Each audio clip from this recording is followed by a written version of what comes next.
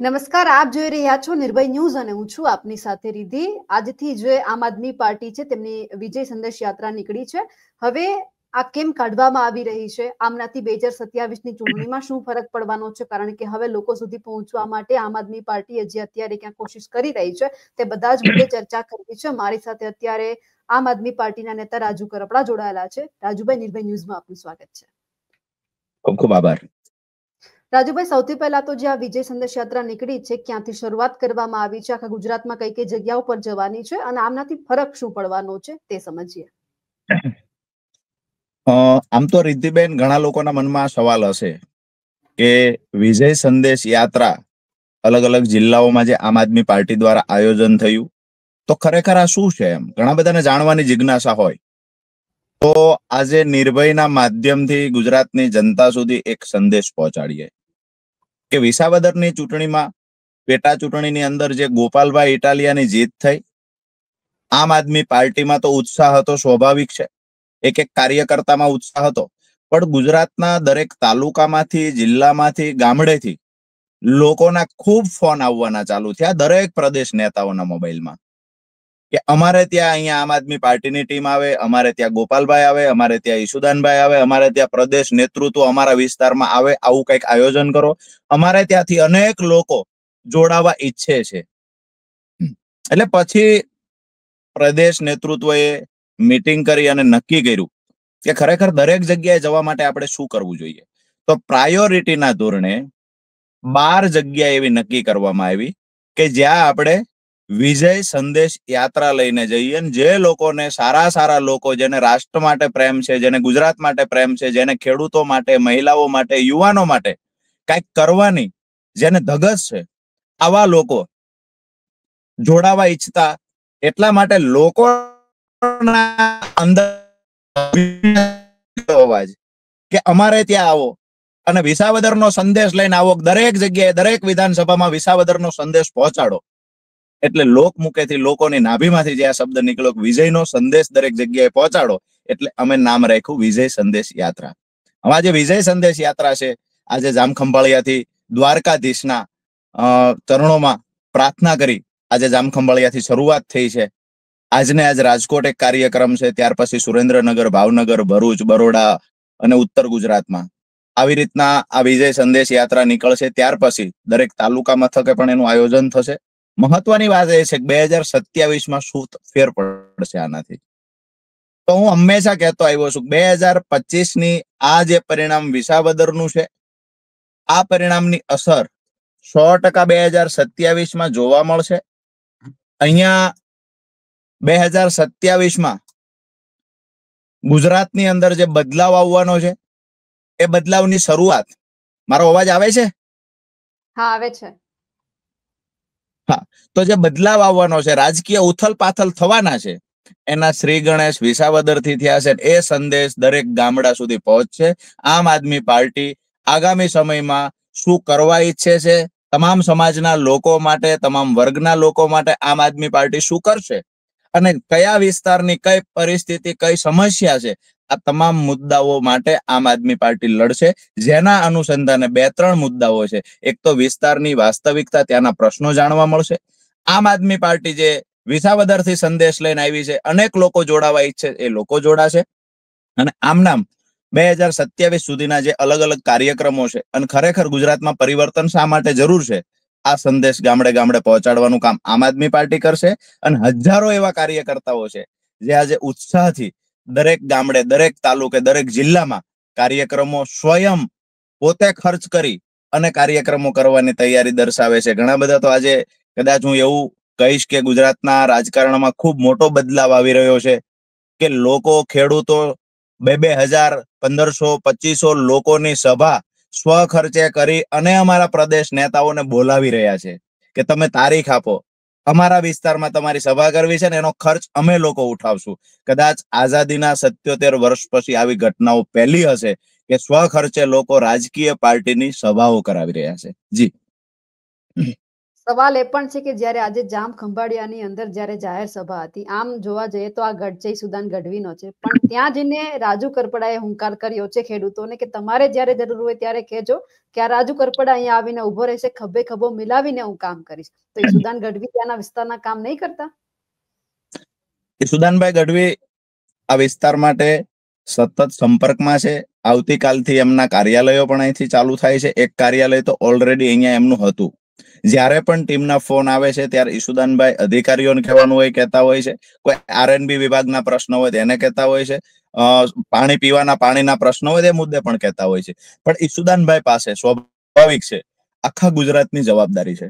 ક્યાંક ને ક્યાંક એવું બનતું હોય કે ઈસુદાનભાઈ જવાબદારીઓના કારણે અહીંયા વિઝિટ ઓછી કરી શકતા હોય, આવું બને. જ્યારે લોકો ત્યારે ઈસુદાનભાઈ કદાચ હાજર રહી શકે ન રહી શકે, આવી પરિસ્થિતિ આખા ગુજરાતની જવાબદારી કોઈ પણ માણસ ઉપર હશે તો આવું થશે. તો જેના ભાગરૂપે ઈસુદાનભાઈ લડશે કે હું લડીશ, લડવાનું જ છે ગરીબો માટે, ખેડૂતો માટે, જ્યાં પીવાનું પાણી નથી પહોંચતું એ લોકો માટે લડવાનું છે. તો ઈસુદાનભાઈ આમ આદમી પાર્ટીના જ્યારે પ્રદેશ પ્રમુખ છે અને અમે લોકો આમ આદમી પાર્ટીના સૈનિક છીએ, ત્યારે એક સૈનિકના નાતે આજે હુકાર પણ કર્યો છે. અને આવનાર સમયમાં આ જ જામખંભાળિયા વિધાનસભા અને દ્વારકાની અંદર ખેડૂતોના મુદ્દે લડતા પણ રાજુ કરપડા જોવા મળશે. એટલે હવે 2027 માટેની પૂરજોશમાં તૈયારી ચાલુ કરી દીધી છે, પણ સવાલ એ પણ છે કે ભાજપ છે એ તિરંગા યાત્રા કાઢે, જે ઓપરેશન સિંદૂર થયું એ પછી કોંગ્રેસ છે ભારત જોડો યાત્રા કાઢે, પણ આ બધું કરવાથી થાય છે શું? તમે વિકાસના કામ કરશો તો લોકોને ખબર પડવાની જ છે ને કે કામ થયા છે, તો પછી આપણે જેમ આમ આદમી પાર્ટીના આટલા ધારાસભ્ય છે કામ કરશે, લોકો એકબીજાથી, કારણ કે બધાના સંબંધી છે ગુજરાતની અંદર હોય જ છે, એટલે કામ કરશે તો લોકોને ખબર પડશે કે આવું છે, તો પછી આપણે આ વ્યક્તિને મત આપવાનો છે. એટલે તમામ અલગ અલગ પક્ષ છે આવી યાત્રાઓ કાઢે છે અને પછી શું થાય છે કે લોકો થોડા દિવસમાં ભૂલી જાય છે. જો લોકો ભૂલી જતા હોત તો ગોપાલભાઈ ઇટાલિયા પાર્ટીમાં જોડાણા ત્યારથી લઈ આજ દિવસ સુધી રાજુ કરપડા, ઈસુદાન ગઢવી, સાગરભાઈ, પ્રવીણભાઈ, તમામ લોકો પાર્ટીમાં જોડાયા ત્યારથી આજ દિવસ સુધી શું કર્યું છે, આ બાબતને ધ્યાને રાખી અને વિસાવદર વિધાનસભામાં લોકોએ અમને સાંભળ્યા છે, અમને પ્રેમ કર્યો છે. અચાનક બાયપ્લેન આવી ગયા અને વિસાવદરના લોકોને સંબોધવા માંડ્યા અને વિસાવદરના લોકો પ્રેમ આપવા માંડ્યા, આવું કઈ નહોતું. વાત એ રહી કે લોકો માટે લડતા આવ્યા છીએ, કામ કરતા આવ્યા છીએ, એટલે તો પરિણામ ત્યાં મળ્યું છે. અમે જે બીજી વાત કરી કે આનાથી ફેર શું પડે, શું કામ આ કરવું જોઈએ, શા માટે આ કરવું જોઈએ, રિદ્ધિબેન આપણા ઘરે લગ્ન હોય, મારા ફુવા મારા મામા લગ્નમાં આવવાના જ છે, તેમ છતાંય મારા મમ્મી મારા મામાને ત્યાં, મારા નાના નાનીને ત્યાં કંકોત્રી લઈને આમંત્રણ આપવા જાય. મારા કાકા હશે, ભાઈ હશે, એ અમારા સગાવાલામાં કંકોત્રી આપવા જાય, ખબર જ છે આવવાના છે, તેમ છતાંય શા માટે આપણે કંકોત્રી આપવા જઈએ છીએ? એટલે આપણને ખબર જ છે કે આવનાર સમયમાં મોટી સંખ્યામાં લોકો આમ આદમી પાર્ટી સાથે જોડાવાના છે, આમ આદમી પાર્ટી સાથે રહેવાના છે. પરંતુ દરેક જગ્યાએ પહોંચી અને એક નૈતિક જવાબદારી બને, આમ આદમી પાર્ટીના નેતા કાર્યકર્તા તરીકેની પણ એક નૈતિક જવાબદારી બને કે દરેક ગામડા સુધી પહોંચીએ. આજે ગોપાલભાઈ ઇટાલિયા છે, વિધાનસભાની ચૂંટણી જીતા પછી વિસાવદરના ગામડાઓમાં ન જાય તો ચાલે, તેમ છતાં દરેક ગામડામાં જવાનો આગ્રહ શું કામ રાખે છે? અમે રાજકીય બદલાવ લાવવા ઈચ્છીએ છીએ અને આવનાર સમયમાં ગુજરાતના દરેક ગામડે અમારા નેતાઓ પહોંચશે, દરેક ગામડાઓના અમારા કાર્યક્રમો થશે અને એનું પરિણામ શું ફેર પડે છે તમે કહ્યું છે, હું 2027 પહેલા ગુજરાતમાં એનું પરિણામ તમને તાલુકા જિલ્લા પંચાયતની ચૂંટણીમાં અમે લોકો બતાવીશું. પણ વિસાવદરની અંદર ગોપાલ ઇટાલિયા જીત્યા એ પછી જ કેમ વિજય સંદેશ યાત્રા કાઢવાનું, જ્યારે 2022 ની અંદર તમારા 5 ધારાસભ્ય જીત્યા હતા ત્યારે કેમ આવું નતું થયું? કારણ કે ત્યારે તો તમારો સમય હતો લોકોને કહેવા માટે કે અમે ભલે ઉભરતી પાર્ટી છીએ તેમ છતાં અમારા 5 ધારાસભ્ય આવ્યા છે, પણ હવે ગોપાલ ઇટાલિયા જીત્યા એ પછી જ કેમ આ બધું થઈ રહ્યું છે? અમે 5 ધારાસભ્યો ચૂંટાણા ત્યારે પણ માત્ર ગુજરાતમાં ને દિલ્હીમાં પણ જશ્ન મનાવ્યો છે, ત્યારે પણ ઉત્સાહ હતો. બિલકુલ એવી વાત નથી કે ત્યારે ઉત્સાહ નહોતો. ઉત્સુક છે આમ આદમી પાર્ટીના કાર્યકર્તાઓ અને ત્યારે અમારો ઉત્સાહ હતો, આજે પણ એ ઉત્સાહ છે. મહત્વની વાત એ છે કે જનરલ ચૂંટણી હતી, એમાં અમારો વિજય થયો. અહીંયા પેટા ચૂંટણી છે, ભારતીય જનતા પાર્ટીની આખી ફોજ અહીંયા કામ કરી રહી હતી, એની સામે અમારો જે વિજય થયો છે, તો 100% અમે એ કહીએ કે ભારતીય જનતા પાર્ટીની સામે આમ આદમી પાર્ટીના કાર્યકર્તાઓએ અને વિસાવદરના મતદારોએ જે તાકાત ભારતીય જનતા પાર્ટીએ ભૂતકાળમાં ક્યારેય અનુભવ નહોતો કર્યો એ તાકાત બતાવી છે. એ વખત જનરલ ચૂંટણી હતી. જનરલ ચૂંટણી પેટા ચૂંટણીમાં જમીન આસમાનનો ફરક છે. આ વખતે લડાઈ એ હતી કે સામે ગોપાલ ઇટાલિયા હતા, જેને હરાવવા માટે પણ ભારતીય જનતા પાર્ટીની તાકાત અલગથી બીજું પણ કામ કરતી. ગોપાલ ઇટાલિયા વિધાનસભામાં ન પહોંચે એના માટે ભારતીય જનતા પાર્ટીએ તમામ પ્રયત્નો કરી લીધા છે. એનાથી મહત્વની વાત એ છે કે ગોપાલ ઇટાલિયા આમ આદમી પાર્ટીના એક એક કાર્યકર્તા માટે આદર્શ છે, ગુજરાતના યુવાનો માટે આદર્શ છે. મેં પહેલા પણ જયારે ગોપાલભાઈ ઇટાલિયાનું નામ જાહેર થયેલું ત્યારે પણ કહેલું કે આમ આદમી પાર્ટીનું નાક છે, આબરૂ વિસાવદરની જનતાએ રાખવાની છે. આજે હું નતમસ્તક વંદન સાથે કહું છું કે વિસાવદરની જનતાએ આબરૂ રાખી દીધી છે. જી. હવે એક સવાલ વિસાવદરની જનતા પણ અત્યારે પૂછી રહી છે, જ્યારે અમે લોકો સાથે વાતચીત કરી એવું કહી રહ્યા છે કે અહીંયા આમ આદમી પાર્ટીની જીત નથી, ગોપાલ ઇટાલિયાની છે. કોંગ્રેસના નેતા પણ એવું કહી રહ્યા છે કે અહીંયા ગોપાલ ઇટાલિયા ઉભા રહ્યા હતા એટલે જીત્યા છે, અહીંયા લોકોએ આમ આદમી પાર્ટીને મત નથી આપ્યા. કાર્યકર્તાઓની મહેનત છે એ 100% છે, પણ લોકોના મનમાં સવાલ જ્યારે જવાબ ક્યાંથી એવો નીકળશે કે હવે અહીંયા આમ આદમી પાર્ટી આવી છે? કોંગ્રેસના નેતાઓ નક્કી કરશે. જે નેતા ઓલરેડી પહેલા ભાજપ સામે વેચાઈ ગયેલા છે, જે નેતાઓને પોતાની કિંમત ખબર નથી, એવા નેતાઓ નક્કી કરશે. જે નેતાઓએ ખરેખર કેવા કેસની અંદર માનહાનિ દાખલ થઈ શકે એ ખબર નથી, જે નેતાએ પૈસા જે માણસને આપ્યા, જે માણસે પહેલો આક્ષેપ કર્યો છે હરદેવ વીકમાં, તો એની જગ્યાએ ગોપાલભાઈ પોતાની વાહવાહી લેવા માટે ગોપાલભાઈને આરોપી બનાવ્યા, ગોપાલભાઈ પર માનહાનિનો કેસ કર્યો. એવા નેતાઓ અમને શીખવશે. એવા નેતાઓ કહેશે કે આ જીત કોની છે. જીત ગોપાલ ઇટાલિયાની, 100% ગોપાલ ઇટાલિયાની છે, અને જીત 100% આમ આદમી પાર્ટીની છે. આમ આદમી પાર્ટી અને ગોપાલભાઈ ઇટાલિયા એક સિક્કાની બે બાજુ છે.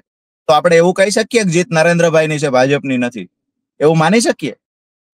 બિલકુલ આવી કોઈ વાત નથી હોતી. જ્યારે તમારી પાસે કોઈ બહાના બનાવવા માટે અથવા તો કામની બીજી કોઈ વાત હોતી નથી, મુદ્દાની વાત હોતી નથી. જ્યારે તમે ચૂંટણી હારી ગયા છો ત્યારે પછી અવનવા બહાના બનાવીને ગોપાલભાઈ ઇટાલિયા મેં પહેલા પણ કહ્યું, ગોપાલભાઈ ઇટાલિયા એટલે આમ આદમી પાર્ટીનું નાક છે, અમારા માટે આદર્શ છે.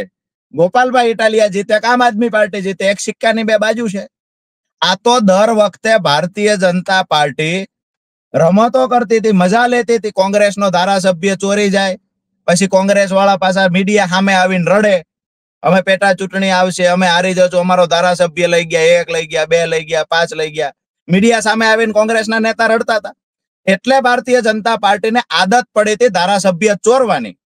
વિસાવદરની જનતાએ ગાલ પર થપાટ મારી, ગોપાલભાઈ ઇટાલિયાએ ચેલેન્જ કરી, હવે તાકાત હોય તો આવો, હવે તાકાત હોય પેટા ચૂંટણી લાવો. કોંગ્રેસમાં તો ખૂબ ફાયદા થયા હતા. વારંવાર કોંગ્રેસના નેતાને ચોરી જતા હતા, વારંવાર પેટા ચૂંટણી લાવતા, વારંવાર જીતી જતા. પહેલી વાર ખબર પડી કે માથાના ભટકાણા. અમે કહીએ છીએ બોટાદની ચૂંટણી લાવો, અમે કહીએ છીએ તાકાત હોય કોંગ્રેસના કોઈ પણ કોંગ્રેસના ધારાસભ્યને રાજીનામું દેવડાવીને ચૂંટણી લાવો. ડંકાની ચોટ પર કહીએ છીએ કે હવે વિસાવદર વાળી આખા ગુજરાતમાં થશે. ગુજરાતની જનતા જાગી ગઈ છે, આમ આદમી પાર્ટી માટે ગુજરાતની જનતાને અખૂટ પ્રેમ છે, અને પરિણામ આવનાર સમયમાં જોવા મળશે. લોકોના મોઢે એક સવાલ એ પણ સંભળાઈ રહ્યો છે કે હવે રાજુ કરપડાને ગોપાલ ઇટાલિયાની જેમ જોવા છે. 2027 માટે રાજુ કરપડા કેટલા તૈયાર છે? સીધી વાત છે, 2027 ની ચૂંટણી લડવાની છે, અને 2027 ની ચૂંટણી લડવાની છે, ચૂંટણી જીતવાની છે, અને સરકારમાં ખૂબ સારા પદ ઉપર બેઠવાનું છે. આ સીધી વાત છે. બસ ભગવાન દ્વારકાધીશ ઈચ્છા પૂરી કરે એ પ્રાર્થના કરીએ. કુરડીમાં ગોળ રાખીને ભાંગવા વાળા અમે નથી. અમારી સીધી વાત છે કે ભાઈ વ્યવસ્થા પરિવર્તનની લડાઈ લડીએ છીએ, રાજનીતિમાં આવ્યા છીએ તો સરકાર બનાવવા આવ્યા છીએ, સરકાર બનશે તો સારા પદ પર પણ બેઠશું. જી. પછી જ્યારે સત્તા અને હોદ્દો મળી જશે પછી બીજા ધારાસભ્યની જેમ તો નહીં થાય ને, કે પછી શોધવા જવા પડે? આજે ગોપાલભાઈ જીત્યા છે, તમે જ પહેલા કહ્યું ગોપાલભાઈ ઇટાલિયાની જેમ રાજુભાઈને જોવે છે. આજે ગોપાલભાઈ ચૂંટણી જીત્યા છે, વિસાવદરના દરેક ગામડામાં પ્રવાસ કરે છે.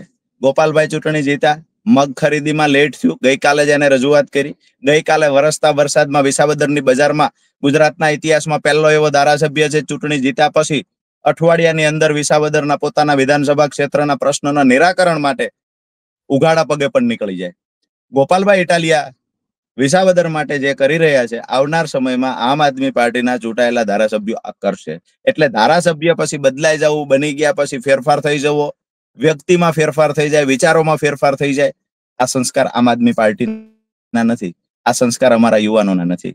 અમે તો પદ નહોતું તે દિવસે લડતા, અને વિપક્ષમાં આશું, સત્તા હાથમાં વિપક્ષમાં આશું, ધારાસભ્ય બનશું તો ડંકાની ચોટ પર લડશું, અને સત્તા હાથમાં આવશે તો જે વચનો આપ્યા છે એ વચનો નિભાવવાની તાકાતથી આવ્યા છીએ. જો વચનો નહીં નિભાવી શકીએ, જો ખેડૂતો માટે, મહિલાઓ માટે, બેરોજગાર યુવાનો માટે કામ નહીં કરી શકીએ, તો રાજનીતિમાં અમને પણ રહેવાનો કોઈ અધિકાર નથી, અને સ્વેચ્છાએ રાજનીતિ છોડી દઈશું. બિલકુલ રાજુભાઈ, આપ અમારી સાથે જોડાયા, આપનો ખૂબ ખૂબ આભાર. Thank you.